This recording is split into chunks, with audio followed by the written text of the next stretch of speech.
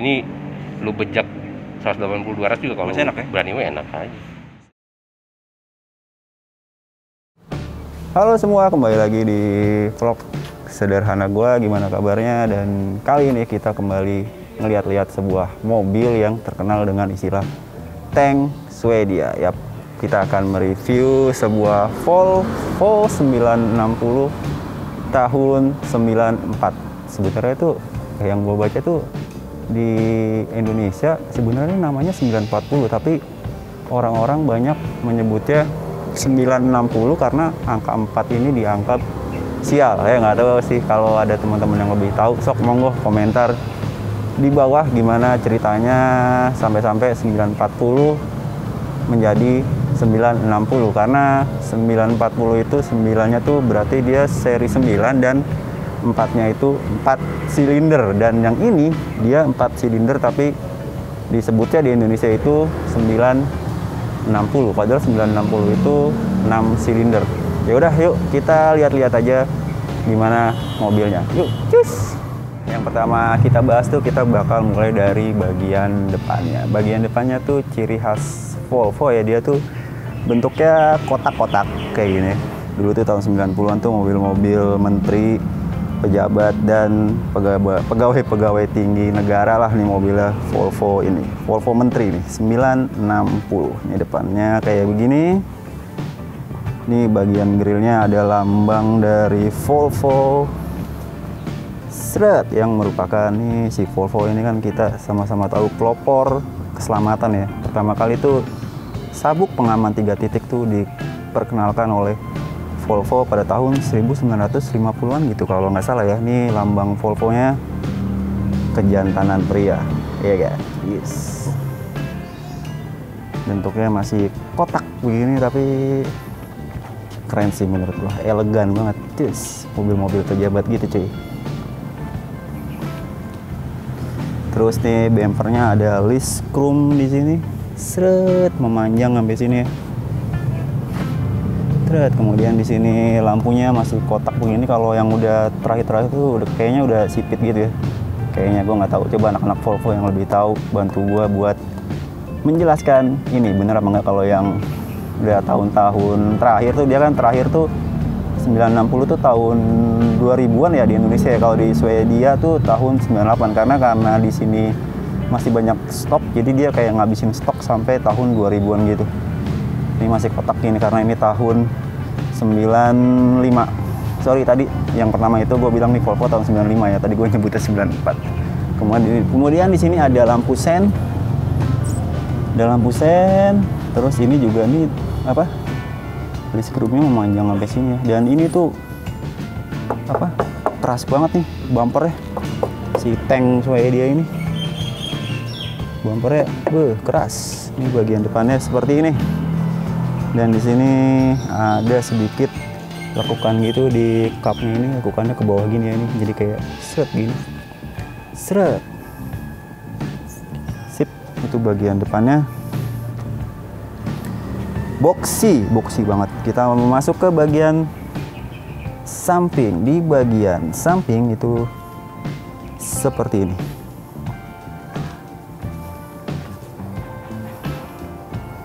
Dimana ya sama sih, masih kotak-kotak gitu. Dan ini tuh apa ya, proporsi kaca sama bodinya itu ini kayak seret kayak sama gitu, apa proporsinya ini dengan ininya kayak 50% gitu. Makanya kalau melihat orang naik Volvo tuh kayak badannya tuh kelihatan banget di sini nih, biar ketahuan pejabat gitu kayak zaman dulu ya. Nah, ini bagian sampingnya. Dan ada yang unik dari buka pintunya itu, dia tuh kayak, kalau mobil kan kebanyakan ditarik gini ya, dia tuh ada centolan di sini nih, jadi kayak dicungkit dari sini buka pintunya. Terus kemudian di sini juga ada side body molding dan ada list chrome-nya juga. Ini side body moldingnya memanjang sampai ke situ tuh. Kemudian spionnya ini warna body dan ada lampu sen di bagian sini. Dan kita masuk ke bagian ban. Di bagian bannya ini dia Sebenarnya ini udah nggak standar ya, standarnya tuh gue nggak tahu standarnya kayak gimana. Dan ini dia make standarnya tuh dia ring 15 kalau nggak salah. Ini dia udah make ring berapa nih? Ring 18, tapi standarnya dia ini ring 15 dan peleknya juga ini udah nggak standar nih, kayak bawaan Mercy deh kalau nggak salah ya. Kalau gue salah teman-teman bisa memperbaikinya di kolom komentar. Kita masuk langsung ke bagian belakangnya. Nah, ini bagian belakangnya seperti ini. Kotak box sih ciri-ciri khas sedan-sedan di zaman ya. Ini ada lampunya seperti ini. Kemudian ya apalagi ya, di sini ada list chrome dan ini sama kayak di depan ya, bumpernya tuh keras banget bumpernya. Dan di sini ada list chrome juga dan ada apa? Buat isi bensinnya, tutup isi bensin. Dan di sini ada antena, kalau nggak salah nih antenanya elektrik nih, jadi bisa kayak naik turun dipencet gitu. Kemudian ada rear defogger di sini, dan itu sih bagian belakangnya seperti ini. Gue lupa tadi jelasin, ini tuh belakangnya itu masih disc brake nggak ya? Coba kita lihat. Belakangnya udah cakram, jadi cakramnya tuh ada di keempat bannya. Ini Volvo GL tahun 95 non turbo. Sekarang kita masuk ke bagian interiornya. Kayak apa sih bagian interior dari si Volvo 960? Yuk kita masuk ke bagian interiornya. Nah, gue udah di bagian dalam si Volvo 960 GL non turbo tahun 95. Dan di bagian dalam ini tuh gimana ya, duduknya tuh empuk kayak di sofa-sofa rumah mantan. Iya. Ya pokoknya duduknya ini cukup nyaman, tapi dia pengaturannya tuh masih mechanical, artinya dia pengaturan kursinya tuh belum elektrik kayak yang si Volvo 960 tahun 91 sampai 93 tuh kayaknya dia udah elektrik deh kayaknya ya. Kalau teman-teman ada yang lebih tahu mau nge-komen di bawah. Dan ini joknya tuh kulit, terus ada side supportnya nggak terlalu lebar tapi cukup menyanggah dengan nyaman. Dan ini nih tuh ya, katanya tuh kata si ownersnya tuh apa, penyakit jok kulit dari Volvo itu dia mudah kayak begini, cepat hancur karena suhu di Indonesia mungkin beda sama di Swedia, entah lebih panas jadi gampang kayak gini nih, rusak begini. Itu penyakit dari Volvo. Dan di sini apa, bagian-bagiannya tuh banyak bagian-bagian yang soft touch, kayak di sini tuh di sini soft touch, kemudian di sini soft touch, banyak bagian-bagian apa soft touch-nya ini. Terus kemudian di dashboardnya juga di sini soft touch, cuman agak keras. Soft touch. Kemudian di setirnya dia belum dilengkapi dengan fitur keamanan airbag, belum ada airbag ya. Oke, lanjut. Terus kemudian di sini di bagian sun visor ya, dia belum ada vanity mirror di bagian pengemudi. Kemudian di bagian penumpang dia udah ada vanity mirror. Dan di spion buat ngeliat ke belakang dia udah day night view tapi belum auto dimming. Dan pengaturan AC-nya dia masih puteran. Dia di sini ada apa, besaran semburan dari fan-nya ada dia sampai 5 speed. Kemudian ada pengaturan semburannya mau kemana, ke kaki, ke bawah atau kemana ya, pokoknya pengaturan semburannya itu. Dan di sini ada suhunya dan ada heater nih. Dan di sini tipnya nih kayaknya nih udah aftermarket nih. Aslinya apa sih kalau Volvo?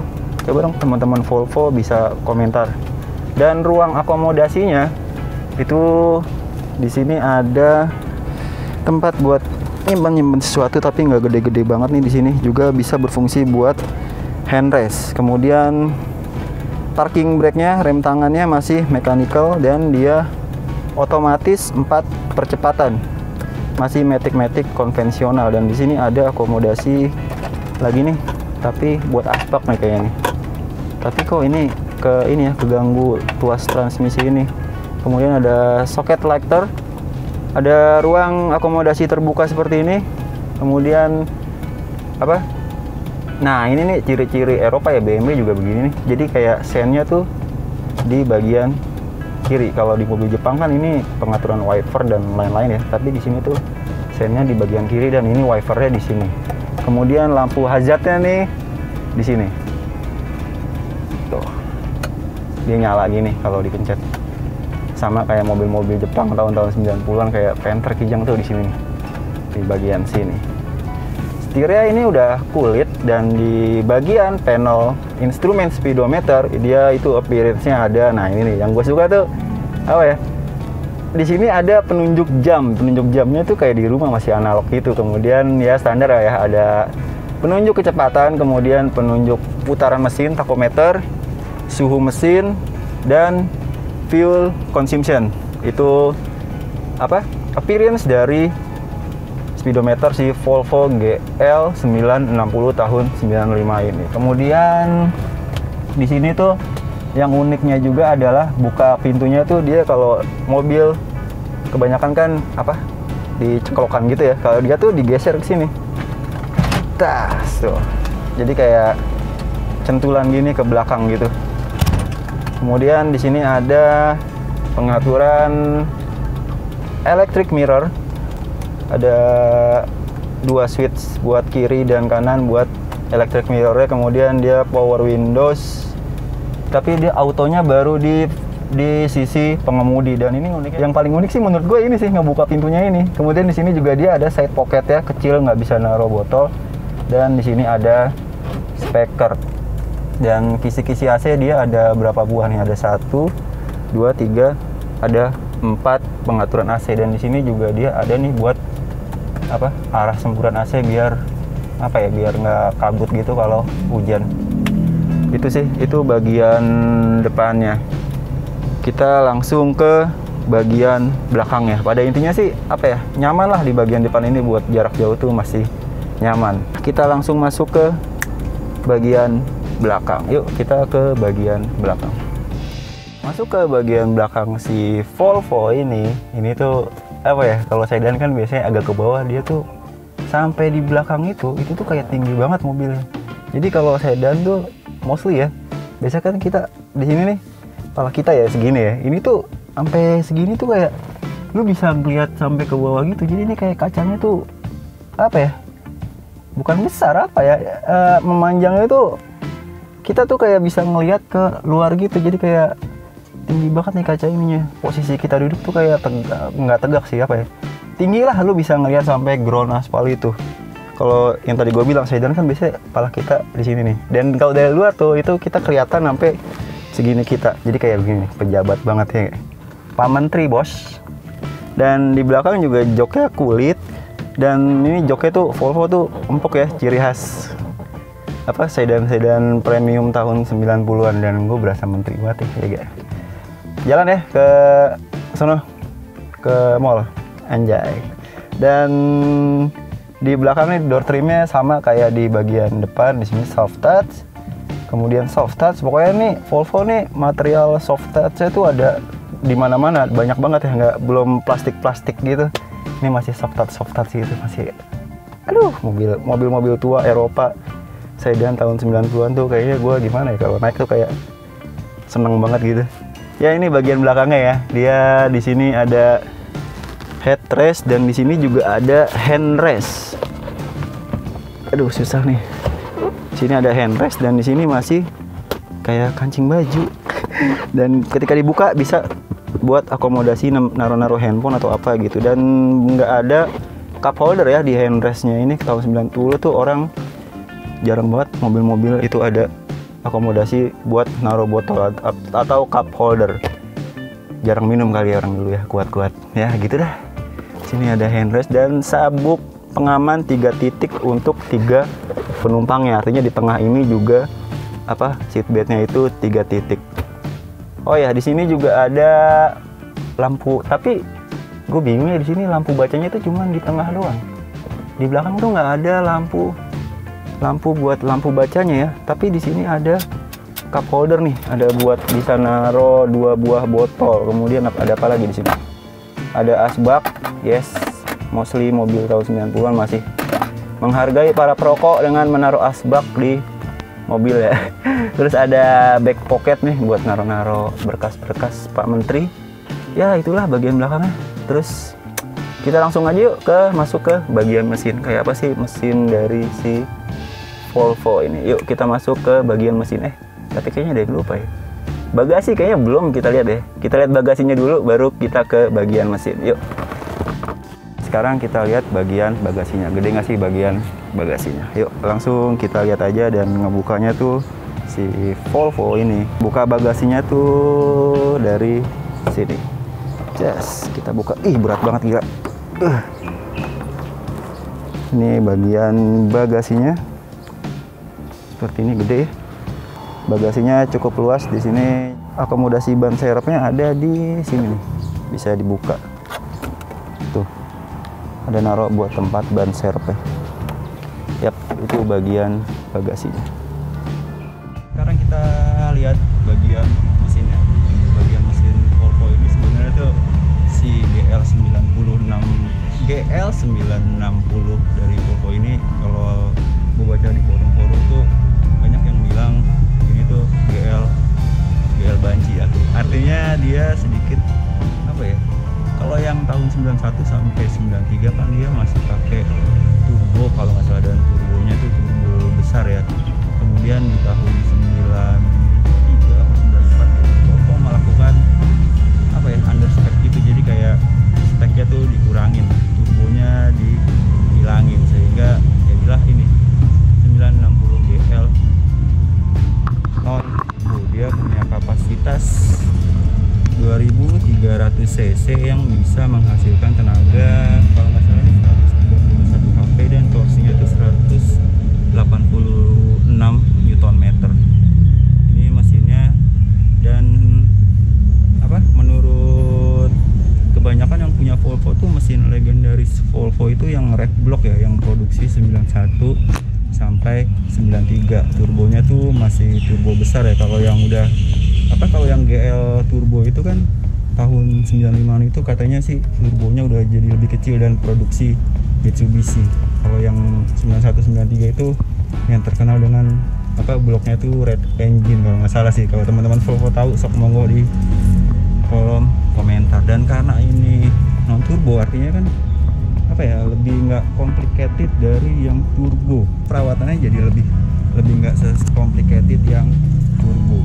Itu penjelasan singkat mengenai mesin dari si Volvo 960 ini. Dan dia belum dilengkapi dengan anti-lock braking system ya, masih konvensional, belum ABS, tapi udah 4 cakram di keempat bannya.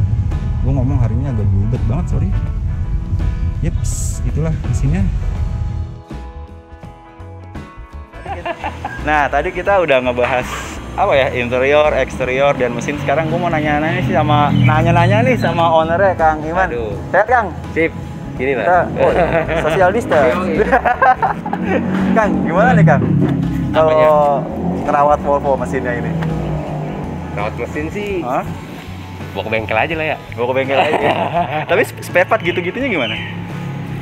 Kalau spare part sih buat di daerah-daerah yang besar sih aman ya. Oh, di kota-kota besar sih gampang aman. ya? Cuman kalau di daerah-daerah ya emang kalau emergency misalkan apanya yang jebol, apanya ya paling kalau nggak nyari persamaan ya agak susah. Tapi selama ini sih gue sih nggak ada masalah aja.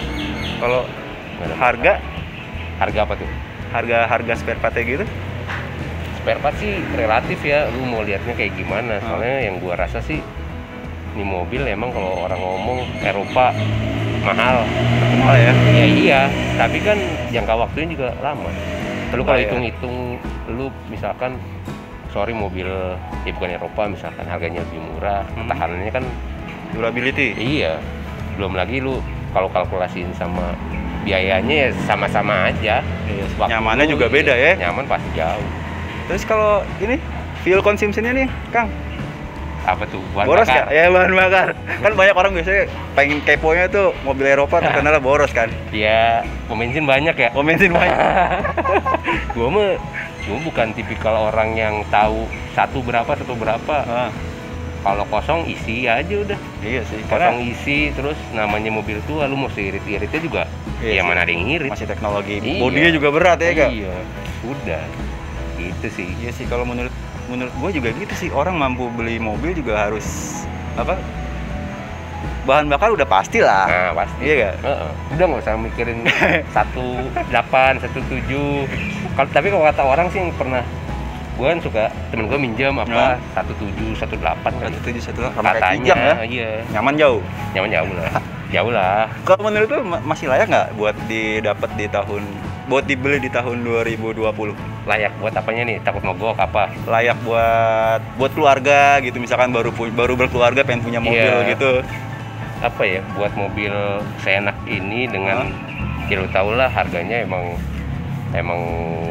nggak terlalu mahal juga. Kalau buat gua sih layak banget sih. Masih nyamannya layak lah ya. Aman sih menurut gua. Ini lu bejak 180-200 juga kalau enak ya? berani mah enak aja. Sip. Kalau bejak 180 juga masih oke lah, daripada kaleng-kaleng ya. Daripada kaleng-kaleng ini udah. Karena namanya gini mobil tua ya. Ya logikanya gini lah, lu juga pasti suka ngelihat mobil baru di towing juga kan? Iya. Itu sih menurut gua ada dua kemungkinan, Kang. Antara makainya nggak bener atau emang buat kualitinya. Iya, namanya ya udah, kalau orang takut dengan mobil tua takut mogok, ya beli mobil baru sama aja. Mobil baru juga banyak yang mogok. Buat kualitinya. Iya, gitu sih kalau kata gua. Ya udah, kayaknya itu dulu vlog dari gua tentang Volvo. Thank you nih, Kang, udah boleh-bolehin ini. Ya, sama-sama, Bro. Kayaknya itu, intinya itu lah ya. Ya gitu. Siap. Terima kasih udah menonton. Sampai jumpa di vlog berikut ya. See you.